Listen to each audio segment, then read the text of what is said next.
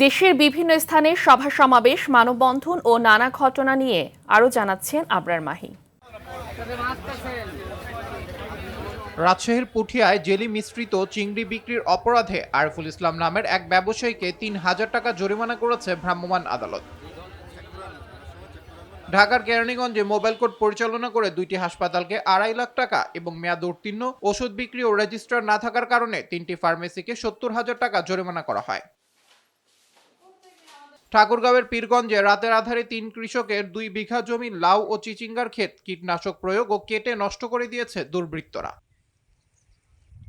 পার্বত্য চট্টগ্রামে সশস্ত্র সন্ত্রাসী গোষ্ঠীগুলোর চাঁদাবাজি বন্ধের দাবিতে বান্দরবানে মানববন্ধন অনুষ্ঠিত হয়েছে। বাগেরহাট ২৫০ শয্যা জেলা হাসপাতালে ভুল চিকিৎসার অভিযোগ তুলে সংবাদ সম্মেলন করেছেন জুলাই যোদ্ধা মোহাম্মদ রাসেল মাঝি। কুড়িগ্রামের ফুলবাড়ী উপজেলার মেঘলি এলাকায় ধরলা নদীর ভাঙন রোধে দ্রুত টেকসই বেড়িবাঁধ নির্মাণের দাবিতে মানববন্ধন অনুষ্ঠিত হয়। পাবনার ঈশ্বরদীতে বিএনপি চেয়ারম্যানের উপদেষ্টা হাবিবুর রহমান হাবিব এবং বিএনপি নেতৃবৃন্দের নামে মানহানিকর বক্তব্যের প্রতিবাদে বিক্ষোভ মিছিল ও প্রতিবাদ সমাবেশ অনুষ্ঠিত হয়েছে।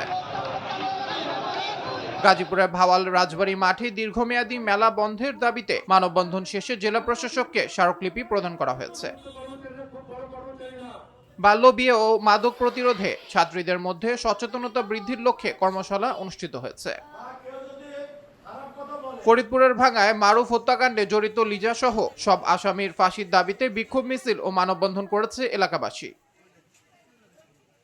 ঝিনাইদহের মহেশপুরে বিনামূল্যে চক্ষু চিকিৎসা ক্যাম্প অনুষ্ঠিত হয়েছে। চোখের পরীক্ষা, চিকিৎসা পরামর্শ, প্রয়োজনীয় ওষুধ ও চশমা দেওয়া হয়। এছাড়াও ১২০ জন দরিদ্র রোগীর বিনামূল্যে ছানি অপারেশন করা হয়। সুনামগঞ্জে হাওর ও নদী রক্ষা আন্দোলনের উদ্যোগে দেশীয় ফলজ, বনজ ও ঔষধি গাছের চারা রোপণ ও বিতরণ করা হয়েছে। মশা নিধনে ময়মনসিংহ সিটি কর্পোরেশনে মশার ওষুধ ও অয়েল বল প্রয়োগ করে মশার লার্ভা নিধন কার্যক্রম পরিচালনা করা হয়।